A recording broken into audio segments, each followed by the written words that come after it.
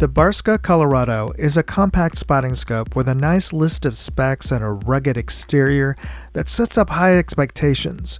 But spoiler alert, ends up being disappointing. How disappointing? That's what we're going to find out in this episode. This is the Barska spotting scope, the Colorado spotting scope, 15 to 40 by 50 millimeter. And I was just surprised at how small this box is, which I wanted to get a compact spotting scope, and this looks very compact, less than 10 inches long and about a hair over 4 inches on just the box itself. So obviously the scope inside is even smaller. Let's see what we get. We have the scope inside of a bag. Instructions in how many different languages? 1, 2, 3, 4, 5, 6 different languages here. Well, obviously in English, Italian, French, Spanish, and I'm not sure what else. Anyway, I'm sure your language is covered in here. Okay, and we have a very light, basic tripod. It'll do. Kind of cheap, but should work.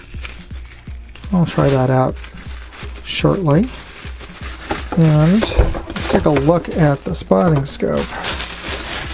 Comes in a padded bag with Barska's logo, and well, I would charitably call this a padded bag. It's not very much padding. It is soft on the inside, but not really that much padding, but that's okay. This is an armored spotting scope, so it has a really nice rugged feeling and rugged looking rubberized coating on the outside with these ridges, these ribs on there to add extra protection, banging up along those ridges, but also a good handhold, which I would think would be good for wet hands or snowy hands. But oddly enough, this is not rated to be waterproof at all, so okay, a lot of this is looks then.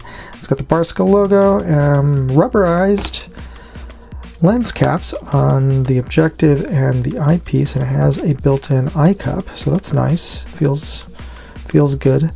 The eyepiece itself, though, looks a little cheap. It appears to be, it's all plastic.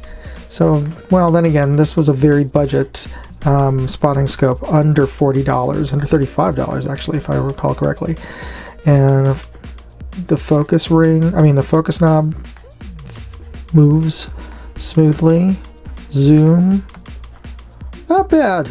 Even though it is plastic, it's not bad. I'm assuming, is this fine focus? No. Well, I'll have to take a look at it, but it doesn't feel like it's moving anything. This might just be to hold on. Is this a... Yeah, I believe the eyepiece might be removable and changeable. So that's cool. And overall, it kind of looks like half of a really large binocular. So maybe that's where the design came from. Anyway, let's take a look at how it actually works as far as capturing long distance images and seeing what kind of clarity we can get with this. All right. So here's an initial problem that I've discovered with this small budget mini tripod, is that because this is a straight eyepiece design, you really need to raise up your surface that you have your Barska on, or squat down on the ground while this is on a table. Otherwise, your eyepiece will never be the right place for your eye, or you're going to be craning your neck and just having a sore neck. This short tripod is much better suited for an angled eyepiece design like this Swanee spotting scope, which, by the way, comes with a much taller but budget tripod. But this kind of taller, very basic tripod would have been better suited for the Barska. I took the Barska to the range to test out its usability to spot bullet holes on targets 100 yards down range, and I came to an initial problem here with the design of the eyepiece. The zoom is on the end of the eyepiece, so if you attach a phone or camera to the end to your eyepiece, unless it's perfectly vertical and center weighted, it's going to cause the eyepiece to rotate and change the zoom. But this issue is a bit of a moot point because looking through the glass at a target down range at 100 yards, I could not make out any holes on the paper, much less on the 6-inch bullseye. And the eye relief was really shallow. I had to get my eye into the eye cup and like eyelash distance away from the lens. And if you wear eyeglasses, well, as they say in Brooklyn, forget about it. Okay, to be fair, let's take a photo and closely examine the clarity of the optics. That white paper sheet sticking out at the bottom of the target frame, by the way, is the U.S. Air Force's optical clarity chart. That's an 8.5 by 11 sheet, and you can't even make out what it is. That just tells you a little bit about how poor the optical clarity is of this glass. Bear in mind, this scope only costs $35, so maybe we should lower our expectations. This is what the scope looks like, what the images look like through the scope at 40 power in the natural world. Let's say if you were going bird watching. So here are some scenes of what you can expect with this scope.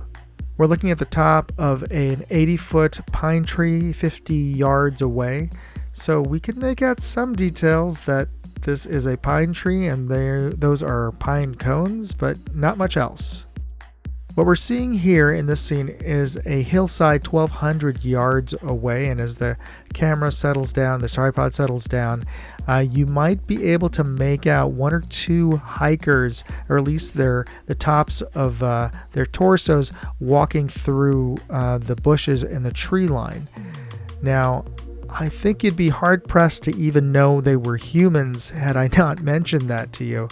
The clarity or the lack thereof and the milkiness and the darkness of the glass at 40 power is breathtakingly bad. So I cannot in any way recommend using this for long-distance observation.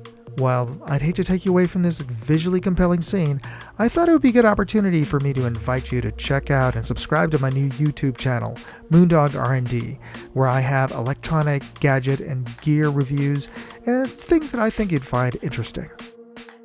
So getting back to this hot mess, when we crank down the zoom to 20 and 15 power, the image isn't actually that bad. Well, for $35, but at that price, you might as well get yourself a good pair of binoculars that are like 8 or even 10 power. For example, the image on my right is through my Celestron binoculars, also at 20 power, and if you hit pause, you will notice a little bit extra detail through the binoculars than through the Barska. And if you're hitting pause anyway, why not hit the like, share, and subscribe buttons? Hey, if you're watching this and getting something out of it, share the love. Okay, this is another side-by-side comparison with my binoculars. Here in this photo still, we can see that in both cases, both optics do much better with objects that are less than 150 yards away. In this case, 50 yards away for this treetop. And while both images are far from tack sharp, the Celestron does offer slightly more detail. As I said in the start of this video, the word that best describes the Barska Colorado is disappointing. You know the adage, you get what you pay for? Well, for $35, I would say save your money, spend a little bit more, and get a better spotting scope. But if for some reason you're still interested in picking up a Barska or my Celestron binoculars or any of the gear you saw in this video, I'll include a link in the video description or leave me a comment. Thanks for watching. Moondog, out.